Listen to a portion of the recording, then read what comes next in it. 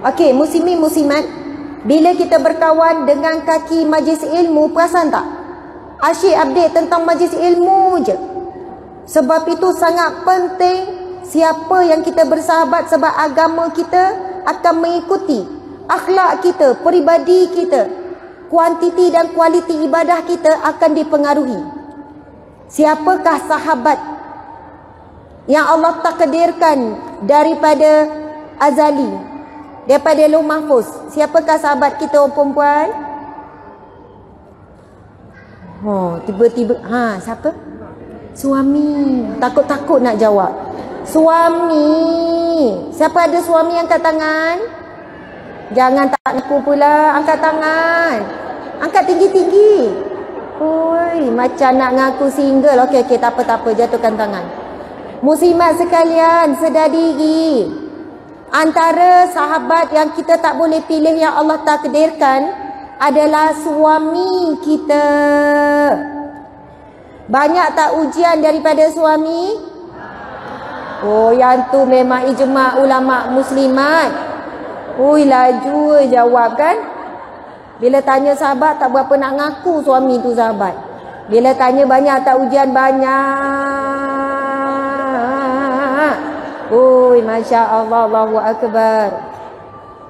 Sebab itulah Allah jadikan suami tu asbab kita ke syurga. Sebab banyaknya pahala sabar kita dengan dia. Sebab itu kalau kita tanya dia, awak ni bila nak berubah? Contoh tanya soalan tu, kenapa awak tak berubah?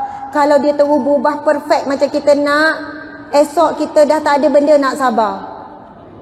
Kita dah tak ada benda nak sabar. Tuan-puan sekalian, Masya Allah, nanti kita akan baca satu hadis Nabi yang mana apabila kita diuji lalu sabar, Allah menggugurkan dosa-dosa kita sehingga kita berjalan di atas muka bumi Allah tanpa dosa. Bila kita beriman dengan hadis ni, boleh jadi kalau suami tak buat perangai, kita pula tanya, bang, kenapa awak tak buat perangai ya? Kenapa dah lama awak tak cari pasal lah? Kenapa awak dah lama macam, dah kenapa pula awak? Saya dah tak ada sumber pahala sabar ni. Gelak pula kan? Tapi perkara tu takkan berlaku. Jangan bayang-bayanglah, takkan berlaku. Sama dengan suami kita juga, dia banyak sabar dengan kita. Amboi, ingat kita je sabar. Dia cuma tak bercakap je. Orang perempuan kan bercakap tu perlu. Orang lelaki bercakap ketika perlu. Orang perempuan perlu bercakap. Orang lelaki cakap bila perlu. Faham tak ni? Faham. Terbalik macam tu lah.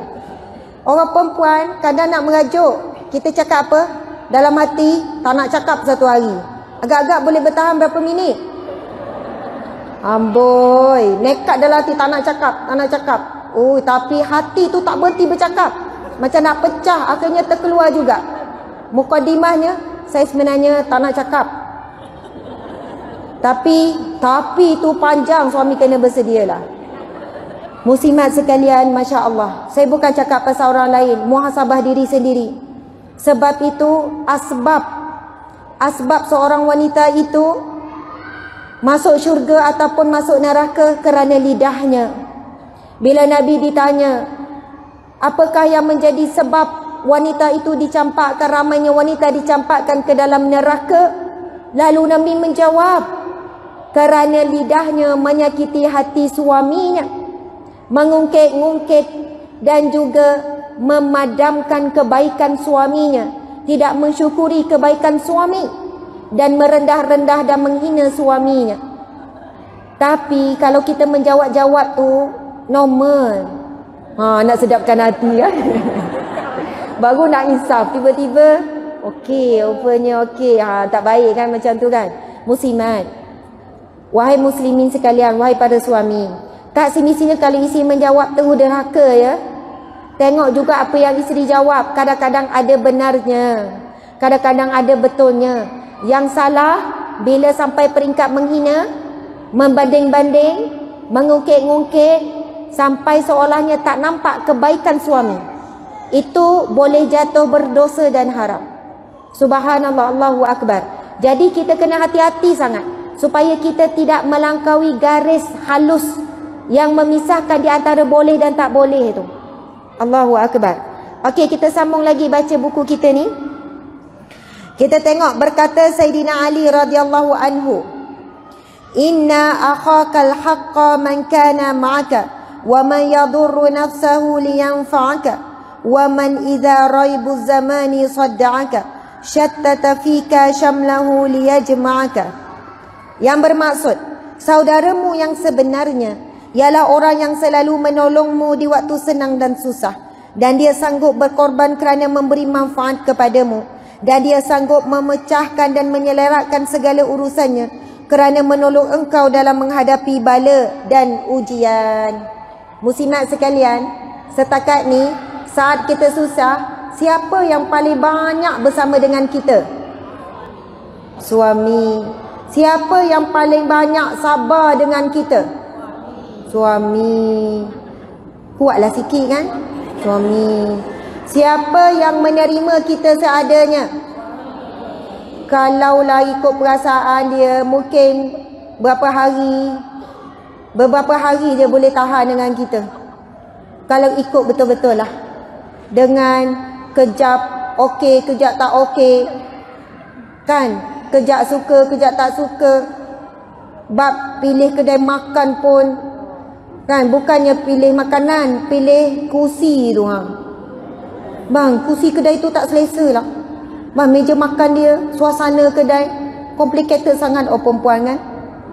Kadang tu subhanallah, dia yang tanya, lepas tu suami jawab jujur, tak puas hati. Apa awak jawab macam tu? Macam tu kan. Dia pun kata dah awak tanya. Masya Allah. Kalau nak terjemahkan, inilah wanita makhluk Allah yang paling unik, yang paling susah nak difahami. Subhanallah. Tapi dia sabar dan terima kita seadanya sampai 10 tahun, 15 tahun, 20 tahun. Tapi ada yang diuji dengan berpisah. InsyaAllah Allah gantikan dengan yang lebih baik. InsyaAllah.